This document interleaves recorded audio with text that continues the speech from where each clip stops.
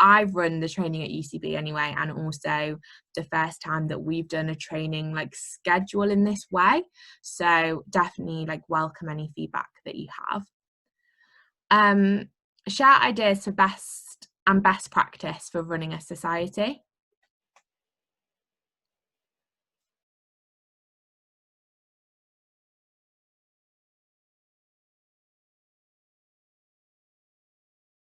Everyone's stumped by that one. Please do take guesses in the chat. Yes. I would say society committee members, if they've got kind of something that worked really well, but for probably wider dissemination, the guild officers. Okay.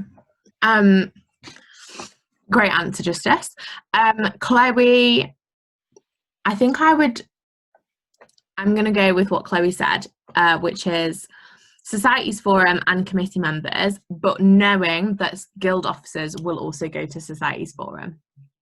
So as I said, the forum will be about making budgets and passing policy, but we also hope that we'll be able to give you a bit more of that informal space that a lot of you have asked for, that you'll be able to share ideas with each other. So if rugby have done a really, really good event and it's gone really well, having that space to be able to say, we did this event, this is what worked really well, we'd really recommend that other societies, you know, take on this model or whatever. Hopefully you'll have that space in the forum. I know we've got some training coming up about Societies Forum. Can I quickly ask, is it like a monthly kind of meeting thing?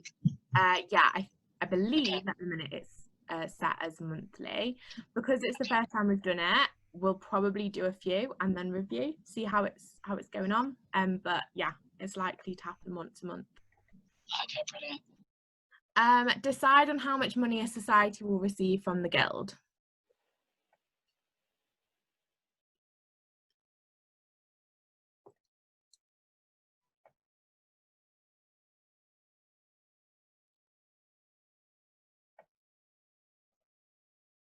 Yeah, so that is also the forum.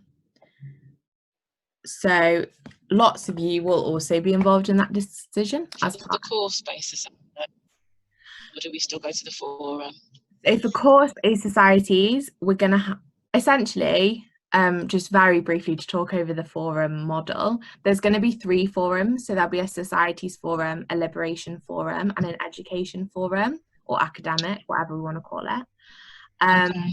And we've not 100% nailed down, but it's likely that core space societies would get their funding from the academic or education forum. And then the liberation societies that we're getting up and running, they'll get it from that forum. But we just need to do some tightening up on that. Essentially, you'll get it from one of them. I just don't know which one yet. No worries, thank you. Promote societies at UCB. I feel like we've kind of already answered that, and with the media's feedback that this one goes here. Organise referees for a sports match. I know there's a couple of you that are on sports teams in here. Who do you think is responsible for organising referees?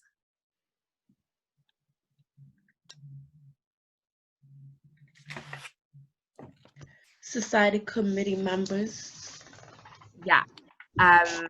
So I'm sorry to break it to you, Ben, but society committee members are responsible for organising referees for their games. Of course, what? Sorry, things keep disappearing. For example, rugby will have to sign up to the RFU, and I believe they have contacts that you can use through them. So we can support with that, but in the actual like logistics of organising it, it's the responsibility of the society. Oh, I keep moving things around on here. Okay, book training facilities again. Maybe a particular one for sports teams, or also dance, Zumba, and cheer. Actually, loads of you.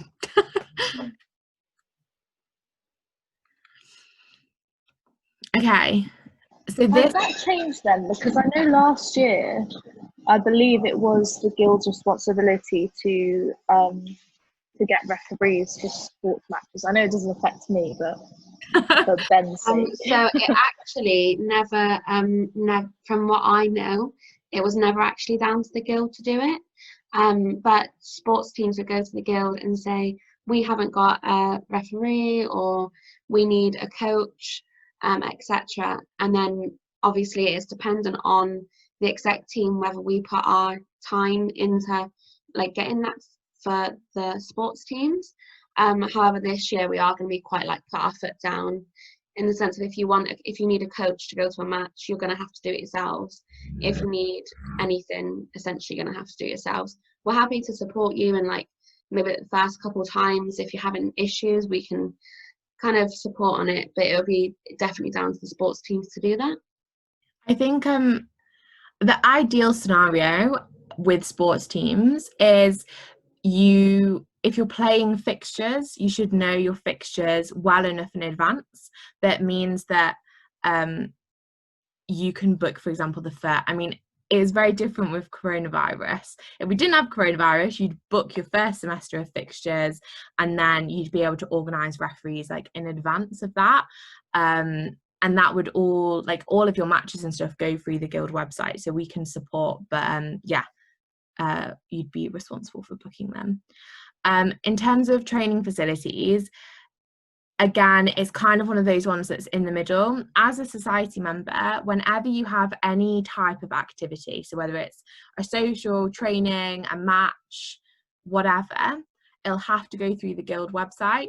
And I know some of you that were on committees last year have experience of doing this. So I know Justice, you know how to use their website, and actually it might be helpful at some point, and maybe in a societies forum, for you as committee members to kind of show each other how to do some of these things. But we have all the how-tos on the website.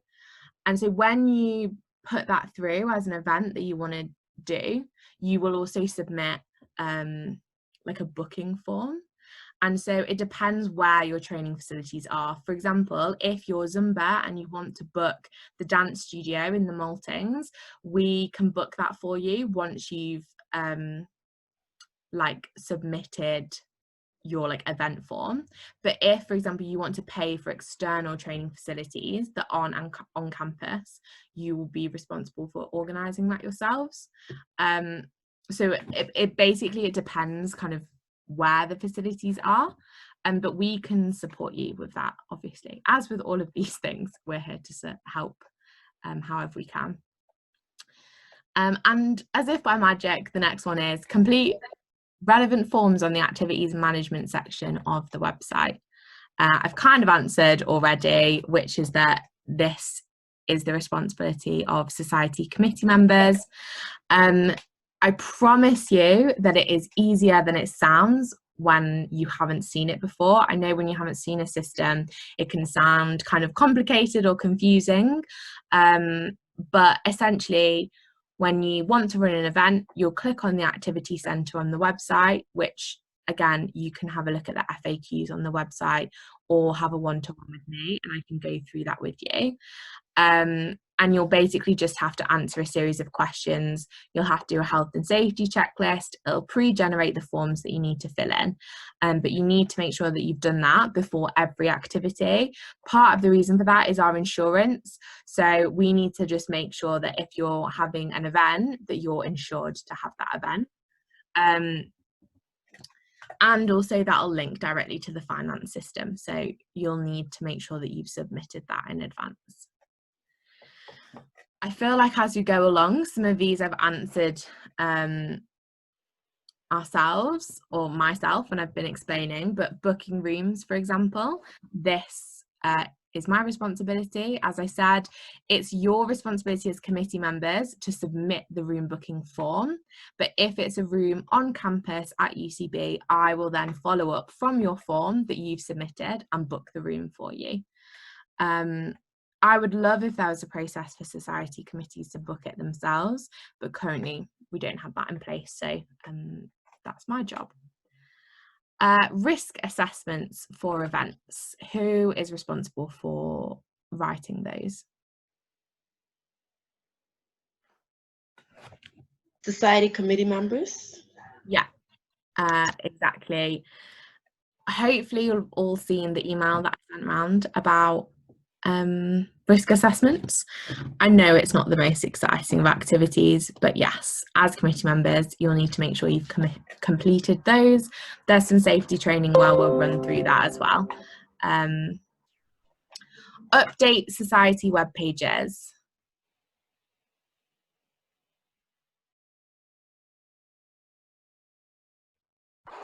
Committee members again? Yeah. I think there's a session on that tomorrow. I think there's a drop-in session. So if you want to know like how to do it, or you've tried to do it and you've got some problems or whatever, just drop in there and we can go through that. And there's also lots of how-tos on the website. Approve finance requests through the Guild website. So that's when someone has submitted a request and it needs approving. Who is responsible for that? Okay, Chloe said staff.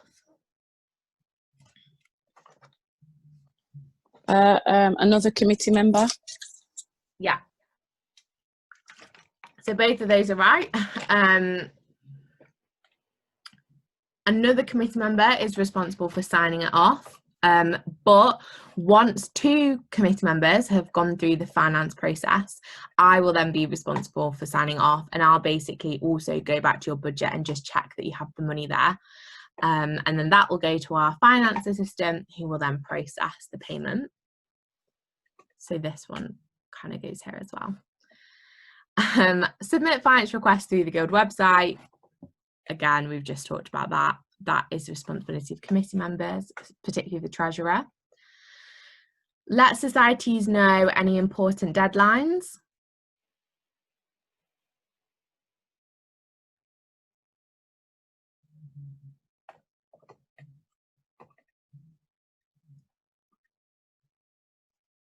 Guild officers. Okay, wow, we've had everyone on this one. Guild officers, committee members, guild staff. I would say that it's my responsibility to let you know important deadlines.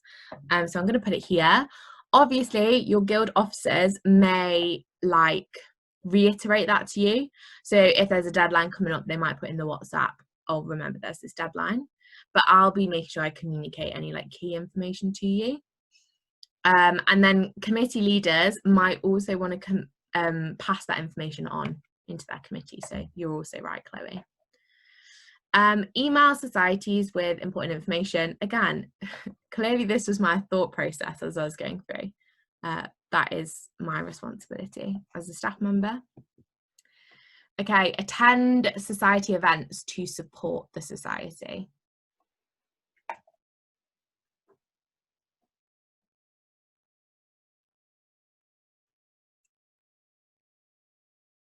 Yeah, well, I would hope that committee members were attending their own events. But this is one that I'd also put here, the guild officers. They can come and support you at events, basically come and cheer you on and just support with anything you need, as long as that's kind of pre-agreed. Support societies with their development plans. I'm hoping lots of you know the answer to this, seeing as though you should all be doing it at the moment.